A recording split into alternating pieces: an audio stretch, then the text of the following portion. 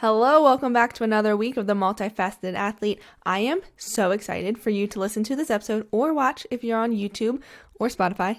You can watch in two places now.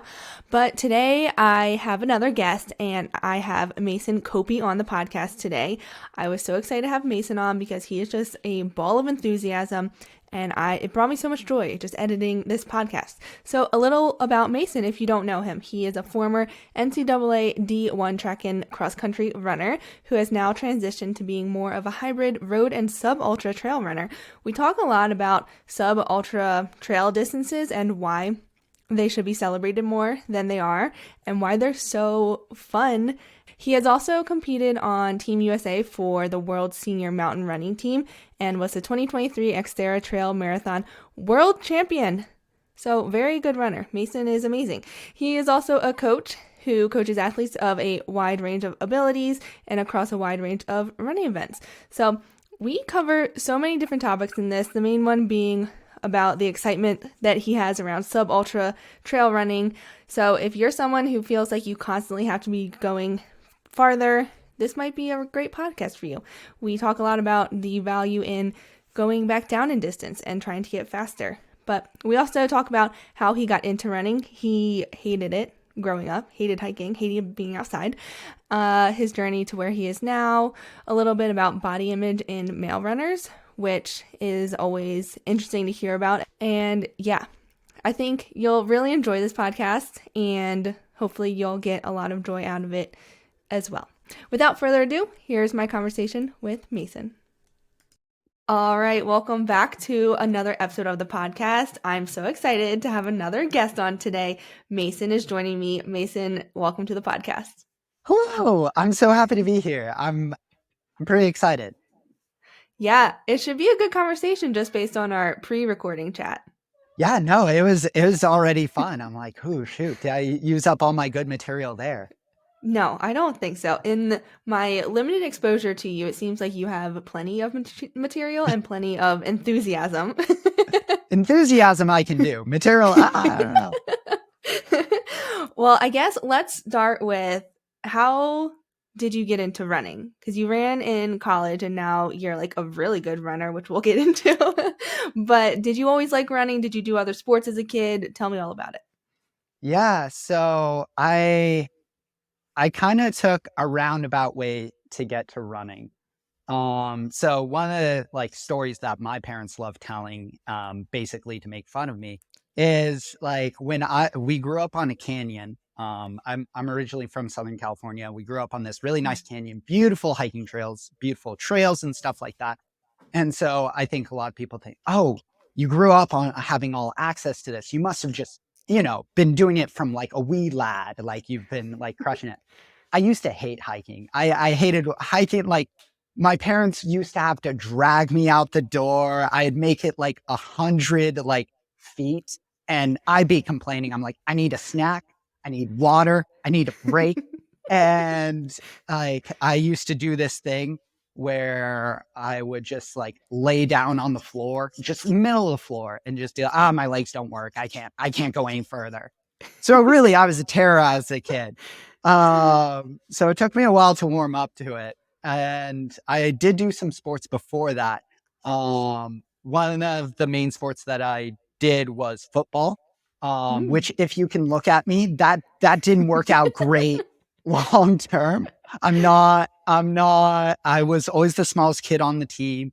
And when I was playing, I don't know what my coaches were thinking, but they stuck me in as a lineman and a linebacker, which did not go well whatsoever. And so pretty quickly I learned, okay, football wasn't for me. Mm-hmm. But I had always, despite hating hiking, I did a lot of sports growing up as a kid. I'd play street hockey and stuff like that. So I liked being active. And so I was always kind of wanting to do sport.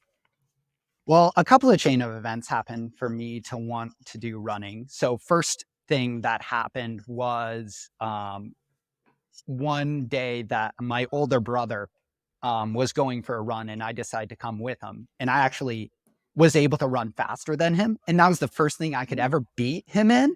And so immediately I'm like, this is it. This is the thing that I like.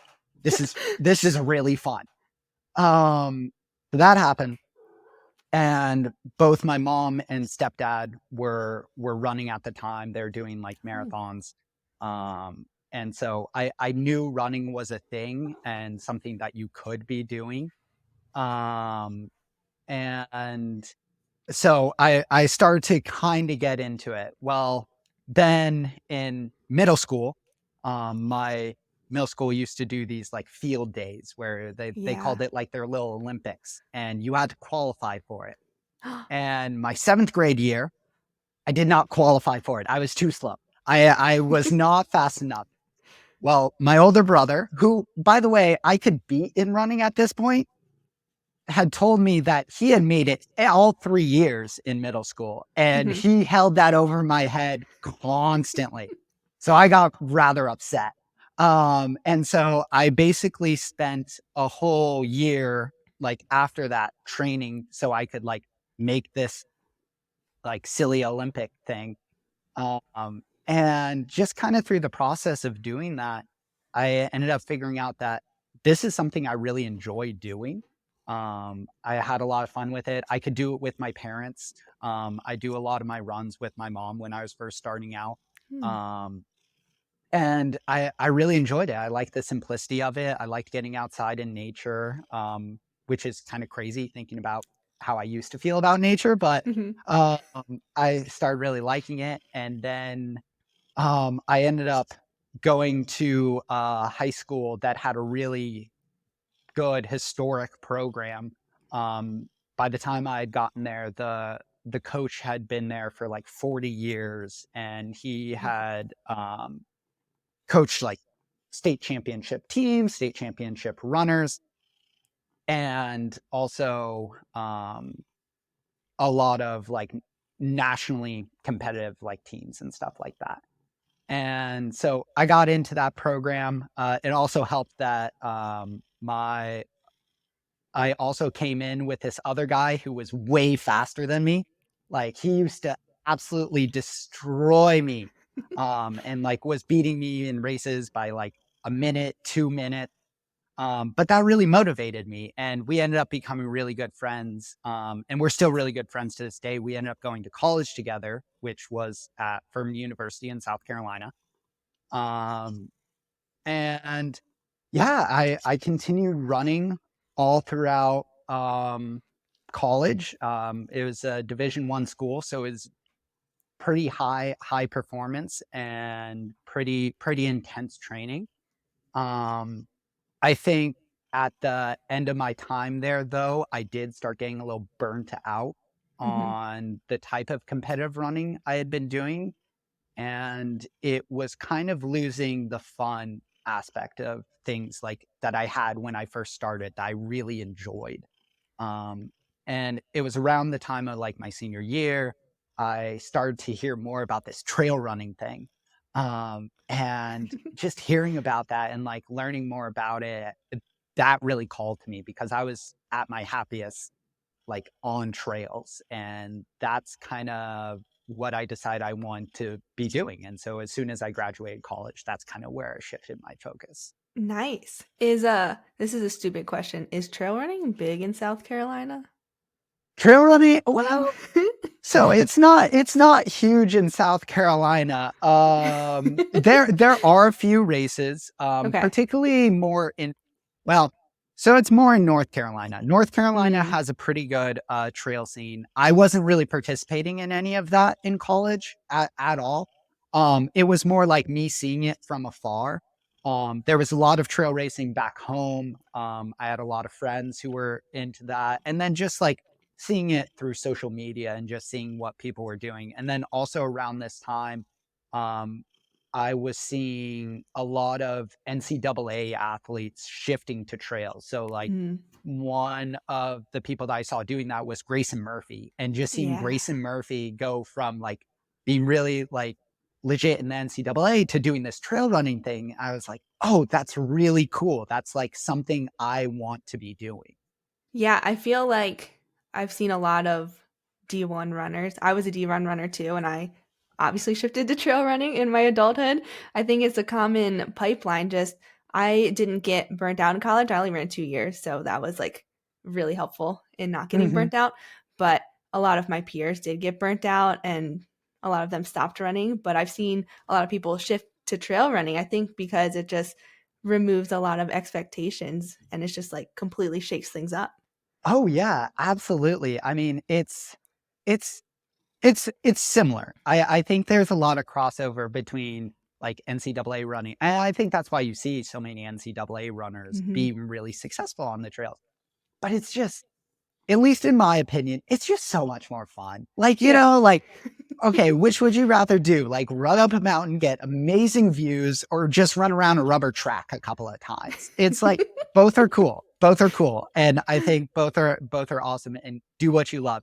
But it's like, I think now that there are opportunities for high level of competition on the trails, I think we're seeing a lot more and more people like shifting to like doing that straight out of college. Yeah, it seems like there's a lot more opportunities in the trail world in terms of like media coverage, and just the sport growing and Yeah. people knowing about it more. That kind of leads into, I wasn't sure if we would get to this so quickly, but there's a lot of media coverage with like 100 milers. Yeah. And that's like the big thing, which is one distance in ultra running. But you really like sub ultra running. I do. So tell me what drew you to sub ultra running. Yeah, so I'll preface this by saying I do like ultra running. Yeah. I think I have a lot of respect for ultra runners. They are like legit athletes. I'm not going to be like saying here like, oh, sub ultra running is way better than ultra running. I'm just going to be a proponent of sub ultra running because not many people stick up for it. Yeah. So everyone know that I am very pro ultra running as well. Um, Kind of the thing that drew me to it is one, it was something that I understood a lot more coming out of college. So in college, the longest distance we would do was 10K. And that was in cross country and track, which at the time felt like a crazy long distance. And Hmm. honestly, it still is. Like it's 6 miles. That's a long way to race. Like Hmm. we used to like joke that if you like were like shifted from a 5K runner to a 10K runner, like by the coaches, is like, okay, you are purely slow twitch. You don't have any fast twitch in you. But now it's like interesting to think that in trail running, that's short distance. That's like you're a sprinter if you're doing a 10K, which is just kind of weird. Um, but I think part of it was like it seemed more familiar for me. And I also felt that it better suited my talents coming out of college as well. Um, Again, having trained more like fast style running, I felt like I was more tuned to that. Um, and then also, I figured like, okay, this would be a good first step. If I ever wanted to do ultra running, I really wanted to master the short distances and master all the skills of running fast and covering Mm. ground quickly over trails and up and down hills. Um, and so starting out with that, I think was also kind of in my mind the most logical step. And then also, probably the biggest part is it was just a lot of fun. Like the idea of, and this is the thing that I try to like convince people of sub ultra running is it is so fun to like go on a trail and book it with like reckless abandon. So like ultra running, awesome, but there's so many considerations into it. You're worrying about fueling, you're worrying about pacing and stuff like that. I often tell like athletes that really ultra races are just eating contests. Basically, if you can keep getting food in and find out a way how to do that, you're going to be golden. Hmm. Because again, like that's the biggest like limiter is like how well you can be fueled when you're getting up in those like really long distances. And but with sub ultra like races, it's cool because there's less limitations. You can just like you can send it, you can race boldly, you can throw out big surges. and you can like bomb down hills without worrying about, oh, I wonder how my legs are going to feel in like 3 hours. It's like, no, no, no, I'm going to be done way before then. It's bold. It's amazing. And also just like seeing like videos of like other athletes do it. It's, it's such a cool thing to spectate as well. And I think that was something that I was watching um, Mm. when I was in college and kind of getting attracted to it first, like watching like Golden Trail videos and stuff like that. Like watching like a really good sub ultra runner, which I don't feel like I'm in the category what I'm just about to express here, but it's like poetry in motion. It is amazing. If you're to watch like some of the best like sub ultra like world champions, it's amazing to watch them over like technical terrain. Like I think about people like particularly for technical terrain like Ali McLaughlin or like Max King, like watching them move over like trails is it's stunning. And even like if they fall and they trip, they bounce straight back up and it's like they didn't even fall. And I think there's just so many cool elements to it um that you get out of it because it's so fast and so intense. Yeah. As you were saying that, I think that what sub ultra media needs is for you to just be the announcer for every race. I would love that so much. So if anyone out there has any connections on announcing, I would love to do it. But yeah, I think there is a lot of potential for like media coverage, and some of it is tricky. A lot of times it's it's really far out there, and granted, like ultra races are really far out there too in terms of like bad connection, and it's hard to like film everything. But at least with an ultra, you have like time on your side. You know, like Hmm. you can take your time to drive a van out to like film one location to the next location and like set all that up versus like a sub ultra race. It's like, okay, you got an hour, get there, move. But I think as like technology evolves, more people get interested in the events. I think we will start to see that kind of pick up. Yeah, I am kind of surprised that it's not bigger because I feel like one of the challenges with media coverage for ultra, specifically like the 100K and up races, is like a very niche part of the population is going to sit there for all, 10, 20 hours Mm-hmm. or like repeatedly check back in. So it's hard to get the interest to cover that whole distance versus sub ultras. Like you're saying, it's like, shorter than a football game, which people will gladly sit down for Oh three, yeah. 4 hours and watch. Oh So, yeah. Absolutely. And I think like and you're right, like, there's so much potential there, mhm, for spectating and stuff like that. I think, like and this is an original thought, I forget where exactly I heard it, but I heard this from someone else. But I think, like, the issue or, like, the reason why there's so much focus on ultras is it just captures the imagination a little bit better. mhm, It's like the idea of running 100 miles, that's just so crazy, you know? It's like and yeah, you tell that to anyone, and that's just a mind-blowing thing. And so I think that's captured a lot of imagination, and there's been really good stories told about it as well. Like, we all know the stories about, like, Walter and, like, Jim Walmsley. Like, there's good stories there, or even, like, stories about just, like, the concept of Barkley marathons. Like, just the yeah, concept and the lore behind it. Like, that's like that captures the imagination. Like we love a good story. And I think those things like exist in sub ultra running. I just don't think we're necessarily telling them or telling them correctly. Like I think about the fact that like I work so I'm a coach. I don't know if I established that, but I'm a coach and I work with a lot of different athletes.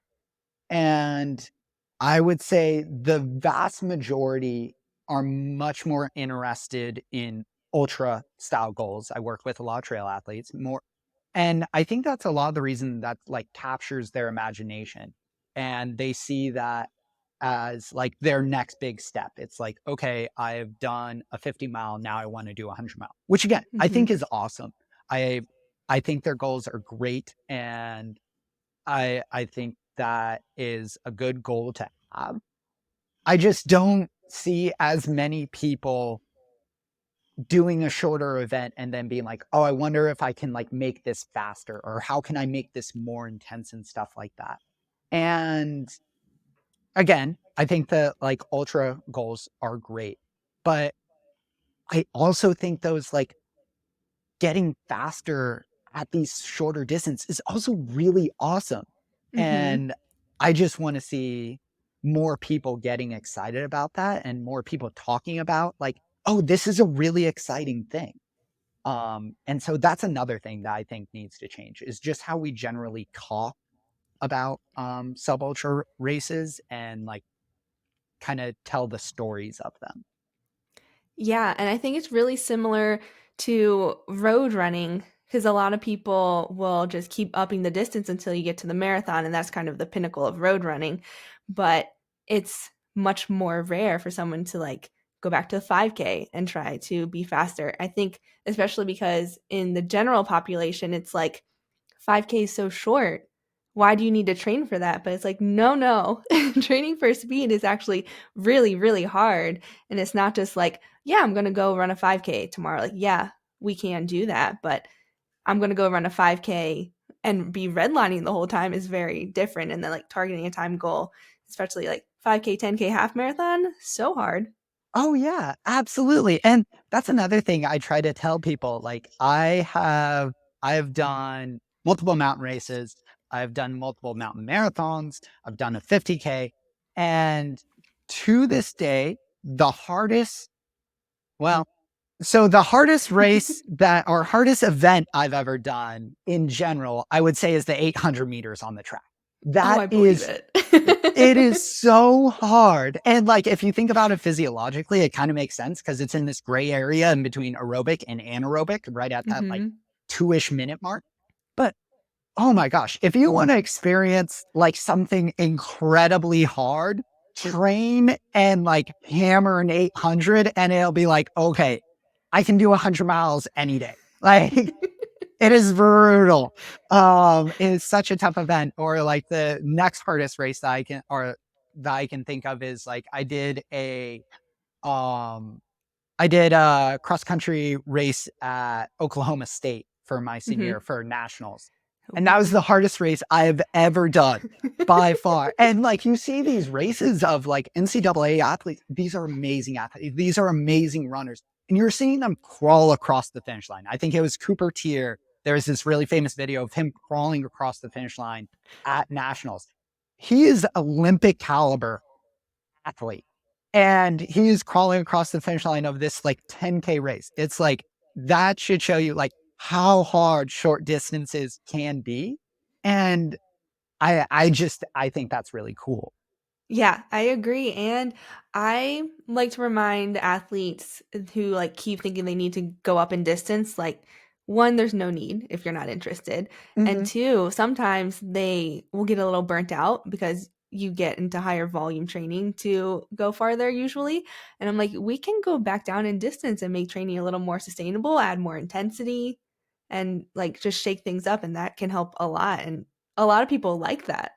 Yeah, no, and that's the other thing is I feel like so many people, I think you can get caught up and forget that it's an option to do Yeah. the shorter distances and stuff like that. And like, when I bring it up to athletes, I feel like sometimes I get some pushback, because Mm. I feel like from their perspective, it's like, oh, does Mason not believe in me? Like, does he not think I can do these longer distances? And like, most of the time I'm like, no, I think you could do these longer distances, but right now, like your life situation, maybe the shorter distance would be better. And also, because of my bias, I actually like the short distances a little bit better. So I really want you to try them. Like, I Hmm. think you could be really good at these. I think it could create a better life balance. And again, I think if you really try it, you'll really enjoy it. Um, and so that's just something I wish more people like realized was an option that they could choose and an option that they could be proud of choosing and be like, yes, I'm doing sub ultra races and I am proud of that. And I'm going to give these my all. Yeah, yeah, I really like what you were just saying there because what I see a lot, I'm sure you've seen it too, is people think of the shorter distances like as fun races, which, nothing wrong with that. If you want to do a race for fun, totally Yeah. cool. But like, just like you're saying, you can take these short distances or shorter distances very seriously and really give them your all and like try really, really hard in a different Yeah. way than an ultra. Oh yeah, absolutely. That actually reminds me of like last year I did this race. So I did the race had a 50-mile option and then a 25-mile option. Okay.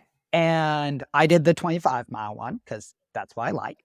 Yeah. And I ended up winning it. And I was on a different like YouTube show for it. I was getting like interviewed and like we were talking through it. And I was with the like 50-mile winner too. And the host there asked me like, "Hey, Mason, so how do you feel like winning like the baby race? Like versus No. like cuz he's getting all this like way more attention." And I know Hmm. the host, he's a great guy. He's a really kind human. I think he was just trying to stir the pot Yeah. to see what I would say. But the thing that I just kind of got left with was like how how twisted is it that 25 miles is the short baby option? And I'm like, what? 25 miles is so long. Again, So this long. comes back to like my thing, like I was talking about at the beginning, like 6 miles is so long. And like, I also think we run into a risk of if that's the way we talk about distances as trail runners, we start making it really unaccessible as Hmm. well. Like, if I'm a new runner and I'm first starting to get into running and like the thought of running 1 mile is really intimidating to me. What's gonna be my reaction when I listen to something that says 25 miles is the baby race? Yeah. I, how am I like gonna be like, yes, this is the sport for me. Like this is great. I love this. Yeah, that's a really good point. I feel like there's a lot of areas within like running media that we need to be careful with how we talk about things. And Mhm. yeah, that's a good one to point out. I hadn't really thought about that. Um, I want to go back to something you said like kind of a long time ago when you were talking about sub ultra runners that you think are just amazing to watch and you don't consider yourself in that category, but you won the 2023 Xterra Trail Marathon world champion. So, where's the disconnect there? How do you not think you're in the same category? Yeah, so and this is okay. I do struggle with this and I am trying to get better about it because actually just going based off of what I say, I know when I degrade myself, like that might degrade others. Because if Mm, I'm saying like I'm not at that level, then that like people who are like around my level might lower their like self-respect as well. And people below mhm, me or people who aren't running quite as like fast times as me might also kind of lower their like self-belief. So I'm trying to get better about that. Um, but I mean, it was actually a really hard thing. And it was, it's something I've always struggled with and something that I've also tried to like convey to athletes. I think no matter what level you're on, and I've seen this in so many like other top athletes too, like it's hard to not fall into the comparison trap. So mhm, my first thought when I crossed the line was like, oh, that was good, but so and so wasn't here or they weren't here. mm, I can think of 10 people who could have beat me. And that's kind of the thing where the comparison trap is so dangerous. It is never enough. It never feels like you have arrived. And I talk about that a lot with my athletes because you see it at all levels. And a lot of my athletes talk about like, oh, I don't feel like a real runner. I'm not an elite. And like these are people yeah, who are completing like marathons and stuff like that. And it's again, that's my sort of thing of like, okay, do you not realize like that is elite? Like, do you know, like, if we zoom out from our niche little sphere for a bit, running marathons is incredibly elite. Like, you talk to like anyone who doesn't run, like they're going to Mm-hmm. be blown away by that. That is such an amazing accomplishment. And yeah, it's something that I still struggle with. Um, but I think a lot of people struggle with it to some extent.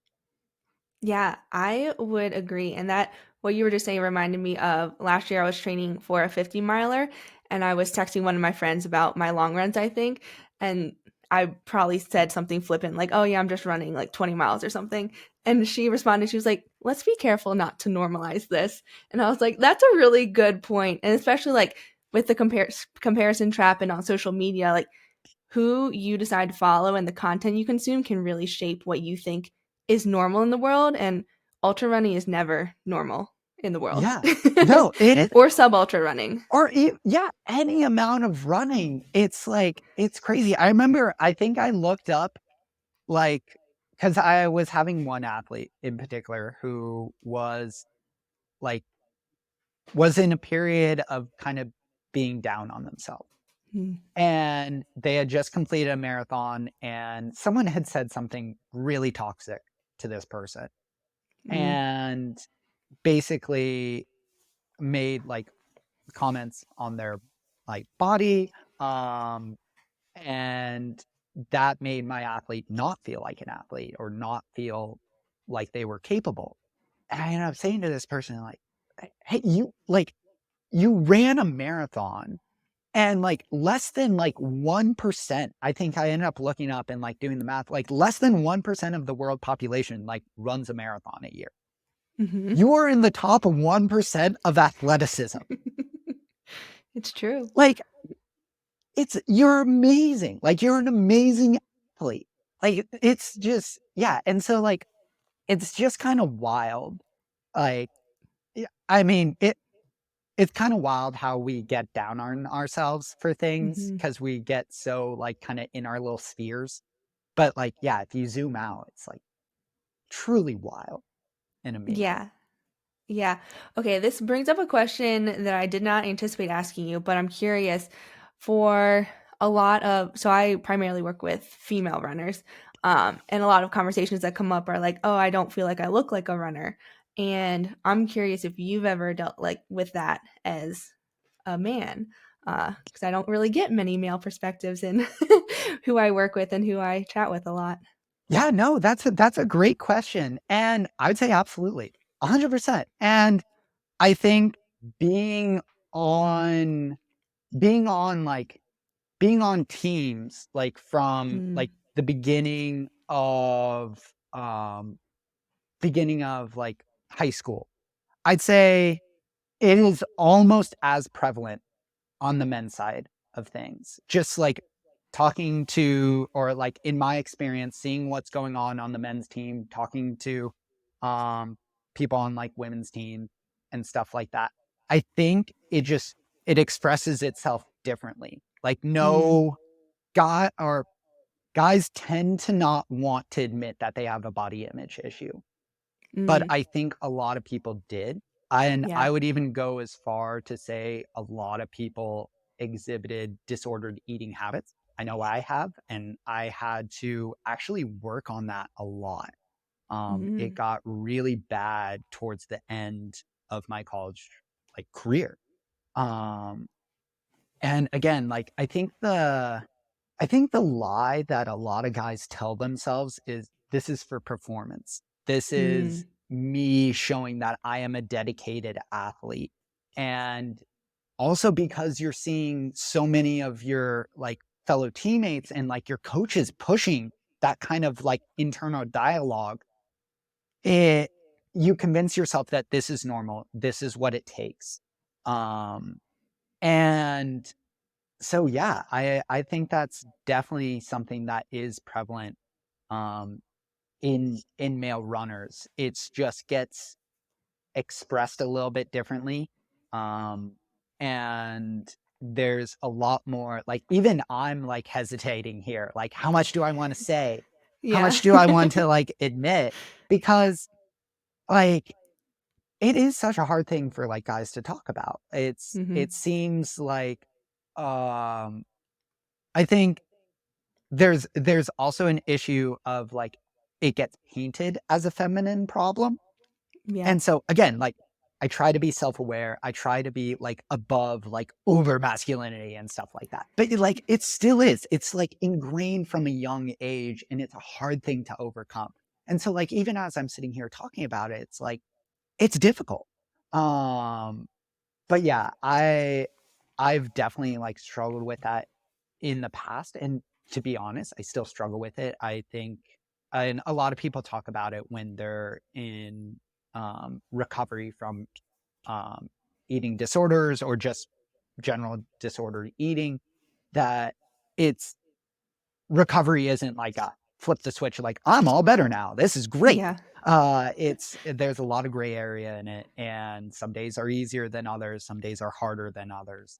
Um, but yeah, I have made a lot of progress in that, and I am like proud of that. Yeah. Well, thank you for being open. I know I just like threw that at you out of nowhere.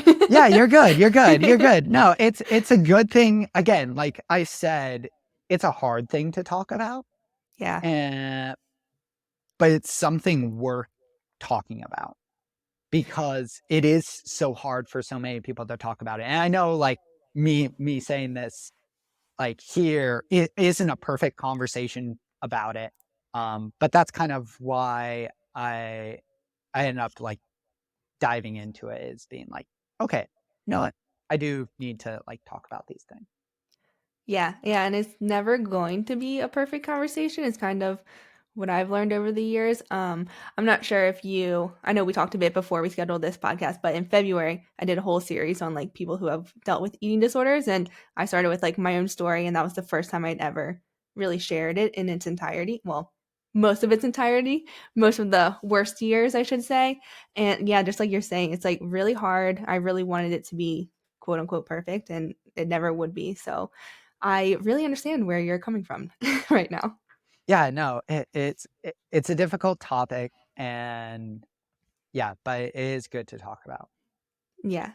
Yeah. Well, hard pivot back into running and lighter topics. You just ran, was it your first road marathon ever? Yes, it was. I ran my first road marathon at the end of February. I did the Ventura Marathon, so that was a Nice. lot of fun. Yeah, and so we're in the All Collective, which is an extension of Coaches Collective with Dr. Lara. She was on a few episodes ago for Hmm. listeners who want to check that episode out. And something you said, was it this week? I think a couple days ago in our call, that you were excited to balk in the race. Can Oh yeah. you? Why? Okay, so all right, so I talked yeah, so basically a big reason why I ended up doing this race. I did it for a couple of reasons. Mhm. So one is I live in Syracuse, New York right now. So in the winter, I stop being a trail runner, I become a road runner. And it like Yes. that's just how it has to roll. So I like having a big road goal. Um, and so it was going to be give me something to train for, keep me excited throughout the harsh winter months up here in the Great White North. Um, but also the marathon was a race that I understood the training for it. I understood like what you needed to do to prepare for it, from like a training textbook standpoint. And I worked with it with multiple athletes, and I was able to coach them to successful marathons and all that. So I understood it from that point. But I felt like I didn't really understand it from a personal level. Like I Yeah. heard people talking about marathons and I just didn't understand like the concept like fully of hitting the wall and like how that occurs in a road marathon, what that like actually feels like. Hmm. And so I decided that I I wanted to do a road marathon. I wanted to see how it felt to train and execute a fast road marathon. Because again, I had done trail marathons before, but it's a little bit different. Your pacing is much different.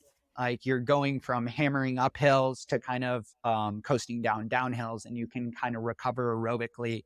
It's not as fast. It's just a different style of race. Mm-hmm. And so I wanted to do it to better understand it for my athletes so I could identify with them more about it. And I went into it kind of excited to hit the wall. I wanted to try to avoid hitting the wall, to be clear. I didn't go in and try to like absolutely die. Yeah. And so I went into it with a lot of curiosity, I guess. I wanted to see what strategies could I employ to avoid hitting the wall. Could I pass that on to athletes, and what could I learn there? And then if I did hit the wall, well, I was really curious about it. I was curious, like, how's it going to feel? How am I going to respond to it? Is there anything I can do about it? Like when I'm like in that moment of pain and in that moment of locking up, is there anything at all I can do to mitigate it, to keep moving forward? And so that was the thing that I was really excited to try out doing that race. And did you hit the wall? Oh yeah, terribly. It was amazing. It was fantastic. So I classic first marathon move. I went out perfectly on pace that first mile. Second mile, I absolutely gunned it. Went out way too fast on the second mile. Reeled myself back. And so that was an interesting experiment. I reeled myself back and thinking like, oh, one bad mile, I can probably overcome that. And then right around like, I think it was, so I was in the lead, and I had a pretty decent lead. And so I was feeling pretty cocky and pretty confident. And right around mile 15, I was like, oh, I don't feel so good. And I'm like, that's early. I can't be hitting the wall yet. This is just, it's 15 miles. That's a long way to go. Yeah. And then right around like mile 21, I was starting to feel like a little twingy in my legs. Like things were firing in a way that I wasn't appreciating. And I'm like, okay, just stay relaxed, stay calm. We got this. And then right at a little bit past mile 21, my hamstring just went, boop, and it just like completely tightened up on me. And so now I'm limping. I'm not doing great. At this point, I'm catching half marathoners too. So like people are watching me just absolutely implode. It's pretty funny. And as soon as that happens, the guy in second ends up like just gone. I'm like, well, there he goes. There's nothing I can do about that. And I ended up, and I don't know if this actually helped or if it was just placebo, but I took like a salt pill. And I'm like, and now this is fine. And so I stopped limping. I was still very crampy, and I couldn't really open up my stride, but it was enough to like keep my legs moving. I wasn't moving as fast as I was anymore. Like, but those last 6 miles, they hurt a lot, but it was an interesting hurt. Like, and maybe this was just my experience in a marathon. I know there's different experiences for everyone, but it was interesting to me because my body was shutting down, it felt like. But aerobically, I still felt okay, which again brings me back to like I was breathing hard. Like it wasn't like I was on a jog. But when I say aerobically I felt good, in my mind, I'm thinking about that 800-meter like race that I used to do in college and high school. And I'm like, this doesn't feel like an 800. This actually is, all considering, not too bad. I mean, it feels like my legs are going to fall off, but like, it doesn't feel like my head is about to explode like it used to when I was doing an 800 or like I remember we would do indoor races in college. And after an 800 indoor race, you're like coughing up like for the next week because Ooh. your like windpipe gets so like scratched up. And so, yeah, it was just an interesting experience of like that, all those like last 6 miles of just being like, huh, I wonder what's going to happen next. I wonder what's going to happen next. And I think it was just a cool experience, kind of, figuring out like what's going to happen next. Yeah. Do you think you'll do another road marathon? Oh, yeah, absolutely. Yeah, I had a lot of fun with it. I don't think I'm going to shift to doing road marathons all the time Yeah. because, again, mountains are a lot more fun. Yeah. It's a lot more fun to be in a really scenic place with like mountain views, and I do really like running up steep stuff and then like plummeting down it. I think that's just so fun. It feels like a roller coaster, which is fun. But I definitely want to do more road marathons in the future. Again, it's an event that I haven't fully figured out. Like I got to experience it, but I still need to there's still a lot to be learned there. And so I'll be excited to come back to it again and try to learn more about it. Or maybe hit the wall again. Who knows? Either one would be great. Yeah, yeah, I really like what you just said because I feel like, and let me know if you see this too, in athletes sometimes they'll do a race distance for the first time and they'll be kind of bummed that it doesn't go like perfectly. And just like you're saying, it's like, no, you just haven't figured out this distance yet. And I see it a lot when people go down to the 5K and try to run hard for Mm, the first time. They're like, oh, why didn't this go as well as I thought? I'm like, because you haven't done this before. hmm Yeah, and yeah, so that does happen, and to be clear to everyone, like I'm not like some like Zen Buddha or anything. Like I get frustrated by races all the time and I Yeah. get like upset. Like my girlfriend could tell you, like sometimes I pout a ton after races. Mhm. I'm ridiculous. But I do think like one thing I try to pass on to athletes and try my best personally is to really embrace that curiosity mindset because it Mhm. is really exciting hopping down into these like new distances and being like, yeah, wondering what's going to happen and like really eyeing them out.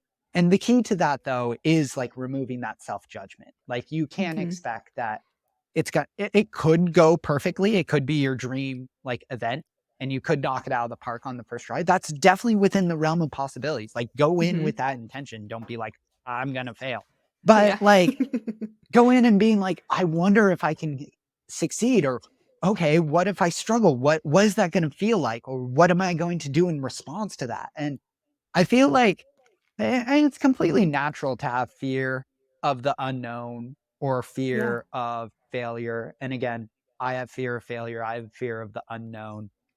But I also feel like it's it's really exciting to go into that space. I feel like that's where interesting things happen. I talked about it in the coaches collective, but I'm a huge book nerd. I love Mhm. books. I love stories. I love all types of stories. I love mythology, all of that. Um, and the best stories, like if you look time and time again, or if you think about your favorite stories, your favorite books, a lot of times, like something really crazy happens in them. Something like a lot of times really dark where you don't know Mhm. what's going to happen to the hero. And like it's when the stakes are highest that the hero shines the most. Yeah. And that's what like we're doing when we enter into the unknown or into something scary or something really challenging. It's like, okay, we're about to find out something cool. And it's not something truly scary or truly challenging if there isn't that opportunity for failure or a high opportunity for failure. And so that's the sort of thing of like when I have an athlete that like DNFs a race and they train really hard for it. Of course, that's really hard. And it's fair to be sad about it. I'm not saying like don't be sad about it, but it's some things that like, the thing I like to tell athletes is like you really put yourself out there, like you Mhm. went for it, and part of the reason why you would have felt like so much gratification if you had finished this race was because the chance of failure was so high. And when you do accomplish this goal, because I think you will, like they will, Mm-hmm. this failure here is going to add so much more value to that win. And so again, you don't have to like flip a switch and all of a sudden be happy, but just know that there's beauty in that failure and there's beauty in that struggle. Yeah, and that's usually when we learn the most, just like you're saying, about ourselves, about what we can do, about what we can improve, and it's just like a huge learning opportunity. I had an athlete at Leadville last year, and she was going to shoot her shot and run really hard. And I was like, "How are you feeling about this?" She was like, "Well, it's either going to go really well or it'll be a really good story." And I was like, "That's a great way to look at it." Yeah, no, that is an awesome way about it. And like, yeah, I think back about like some of my favorite like stories and favorite like events have been through like, yeah, they have been on paper failures and stuff like that. Mm-hmm. But like telling them now, they're hilarious. They're great. Yeah. They're fantastic stories to bring out every now and then. And they were really cool learning moments. Um, yeah, so I think like embracing that more as you go into events and as you come out of an event is a really helpful thing in athletics or in life in general. Yeah, I mean, anything we're talking about with running, I feel like can parallel anything else in life just because it's running is just a specific application of everything we deal with in life. Oh yeah. No, definitely. Um, well, speaking of failure stories, what's your favorite one that you want to share? Oh shoot. I got a I lot. know. I've got a lot of failure stories. Okay. Maybe most recent. That'll Most narrow it down. recent? Yeah. Okay. Um okay. This okay, I can think of one. So maybe this isn't Okay. the most recent, but this one I think is fairly funny Okay. in terms of a general story. Okay. So I I think this was in 2022. I end up running the the US Mountain Champs, and it was at like Whiteface Mountain Race. And it was a really hard race, and I was going for it, going for it, going for it, and I got my doors like blown off. I ended up like getting fourth, Hmm. and top three made it on to World Championships. Oof. And so I um I wasn't gonna make it. Well, I wrote it off. I'm like, okay, whatever. Well, I end up getting a call and saying, oh, someone's dropping out and you're gonna get their spot. You're going to Thailand. I'm like, sweet, heck yes. I'm so stoked. I'm so stoked. And like a week later, I end up like getting peroneal tendonitis. I can't run anymore. No. And so I'm having a panic attack. I'm having a panic attack. I don't know like what I'm gonna do. And my coach is like, "You're fine. You're fine. You're fine. We're gonna cross train, and you're gonna make it. You're gonna make it." And I'm like, "Okay, Hmm. okay." And he's like, oh, "Sorry." Whoop! I got overzealous with my hand motions. Um, and so he's like, "You can really like train well off of biking, and you can Mhm. that'll translate into mountain racing." I'm like, "Sweet, sweet, I can do this." And so I'm Yeah. hammering on my bike from the 80s. It's this rusty thing that I got off this guy in college, and it's not met. Like I still have down tube shifters. I can't even shift from the handlebars. Oh my It's God. ridiculous. And so, but like in my head, I'm writing this narrative where Mhm. I'm like, this is the comeback story of a lifetime. I am going to come back. I am going to rush it. And so I'm training. And my foot is not getting better. I can't run a Ooh. single step, let alone race. Mhm. Well, the week before I go out to Thailand, I'm like, I call my coach again. I'm like, I can't do it. I got to give up my spot. I got to give up. And he's like, just try for one more run. And it felt great. It felt amazing. And I'm like, this is all going to line up. This is amazing. This is like dream story. Like I'm going to get a call one day from a movie director to write about this story. I'm like, perfect. So I go to Thailand. I'm so excited. Like, this has been my dream to represent like Team USA at like a world championship. And I'm with there. I'm with some of like the best runners in the US for like trail running. I'm with all my like heroes that I've like grown, like looked up to. Gosh, these people are so amazing. I'm like, I'm going to show them what I can do. This is my chance to like show them what I can do. I get to the race, the gun goes off, and I absolutely get floored, like just terrible, just absolutely awful. Like I can barely run. I'm going up the hills. And this was, of course, like theoretically that really should have like favored like me, just like my general running style. And I'm just dying. And I'm just limping it in. I ended up finishing the race. And I think like and at this point, like people are probably wondering, like, what's the failure here? Like, what is the like failure? Like you went to like worlds. Isn't that enough? I absolutely spiraled after that. I absolutely was freaking out. On the whole plane ride back, I'm like, what kind of runner am I? I failed at this event. I let down, like I took someone's spot that could have gone and run faster than me. I let down like Team USA. I let down like my teammates. This was my first time having teammates since college, and I let everyone down. I completely had a moment where I was feeling like an imposter, and so it felt like an utter failure. I think it's good story because now I'm realizing I was writing this unreal narrative in my head. I was believing that I was in that movie that one director was going to call me theoretically to write about, where it's like, the underdog comes back, and it's like realizing, no, that narrative doesn't always play out. That's not always what the story is. Sometimes the story doesn't have a neat bow at the end. Sometimes the story ends in failure. Although maybe it doesn't, because my story is still going on.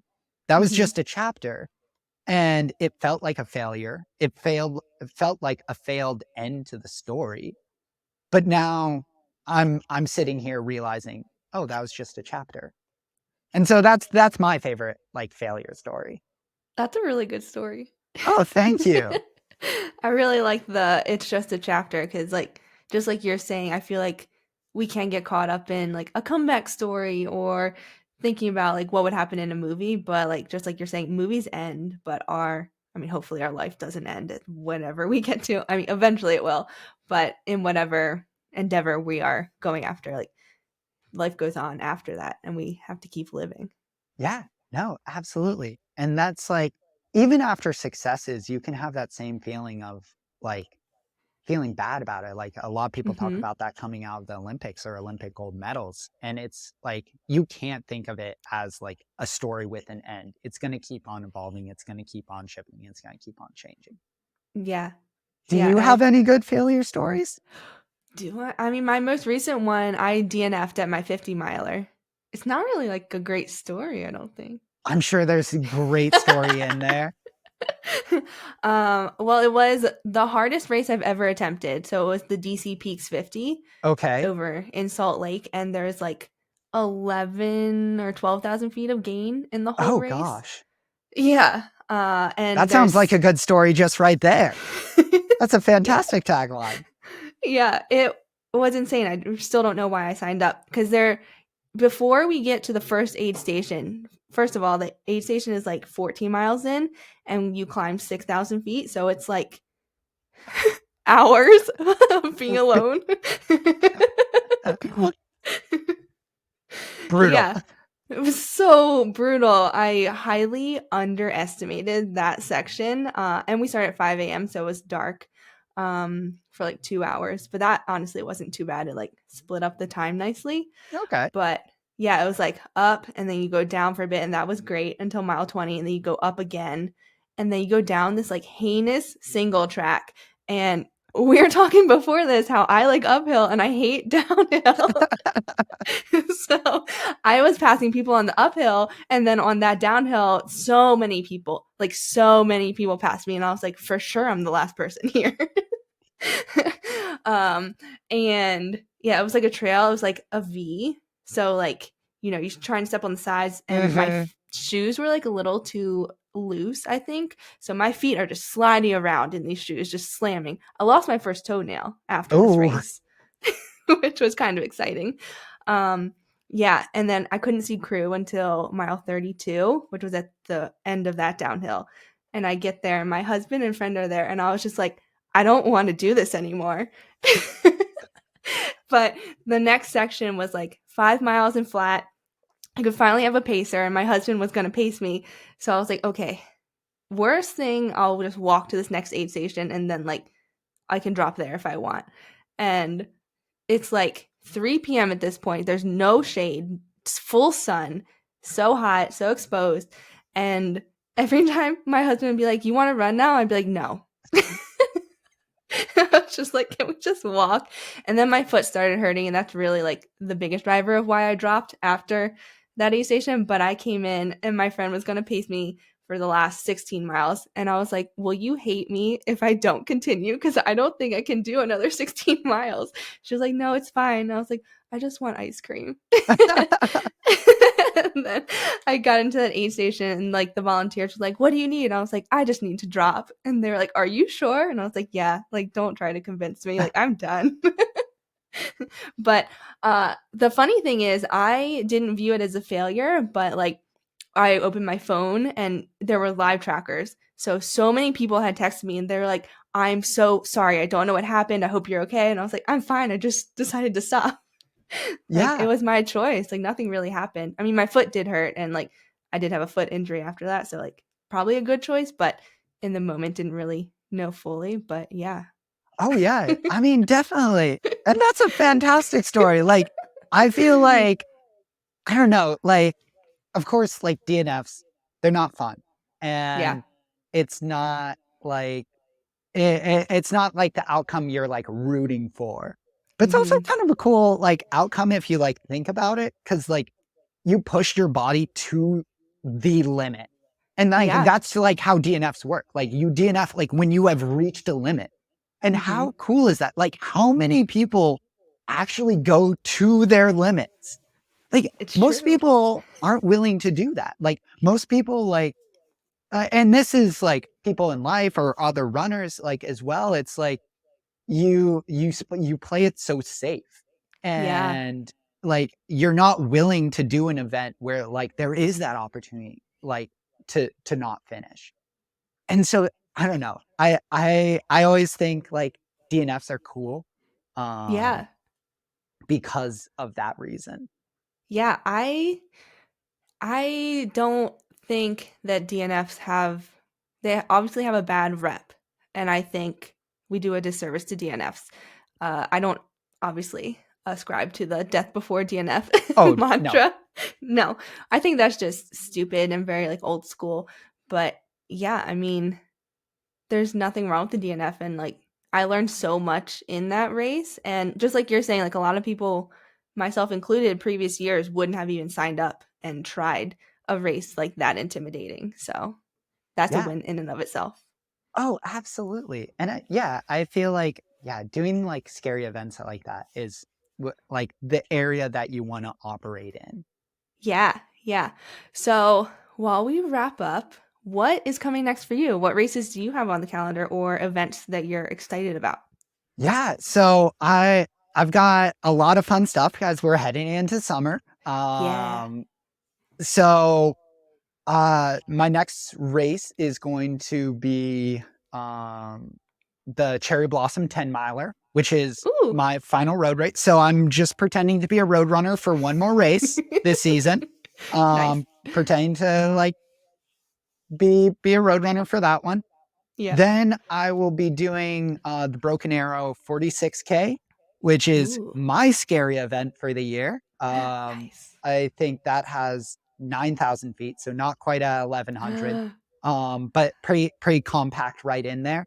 So Yeah. that'll be the most vert that I've ever done in a race. And that one's a cool one because the top two runners there will qualify for the NACAC Mountain World or Mountain Championships, so North Cool. American. And I think that race is in Mexico. Um, Ooh. yeah, so I'll be shooting to make another US team there. And then after that one, after Broken Arrow, there's also Snowbird from the Cirque Series Yes. out in Utah, and that one is going to be another qualifier for that NACAC Mountain Trail Championship, but more in the Cool. classic mountain. So that one will be a little bit shorter. I'm really excited to be doing that one as well, kind of doing like that sub ultra style racing. It'll be super intense. If anyone's interested in sub ultra style racing, Hmm. there's amazing events out there.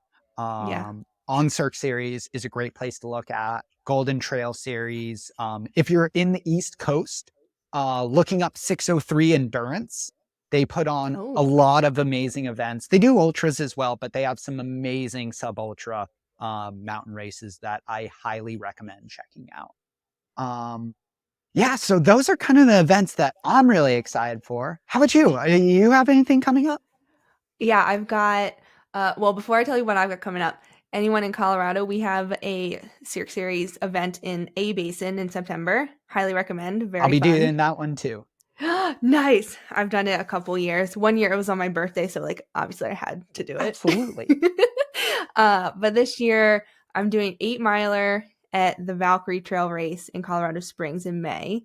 And then I'm doing the Vale Hill Climb in July, which was your first trail race, you That was said. my first ever trail race, and it was well, it was an all uphill race, and like we were talking about, uphills are more your thing. I'm more like Yeah. up down. I remember doing that one, and I was pretty cocky NCAA runner, and then Eli Hemming showed up, which I don't know if anyone knows Oh, who he is, but he's very probably good. I arguably the best like sub ultra like trail runner Yeah. in the US, and he absolutely destroyed me. It was hilarious. It was so funny. But that one's so cool. It's a gorgeous race. My girlfriend will be doing that race as well. Yeah. So I'll hopefully see her out there, depending on how fast she is. Maybe she'll just smoke me. I'll never see her. We'll see. We'll see. Well, if anyone wants to follow along with your journey or inquire about coaching or anything, where can they find you? Yeah. So my Instagram is mcoppi 44. So MCOPPI 44. That's how you can find me on Instagram. And then my coaching website is hellotorunning.com.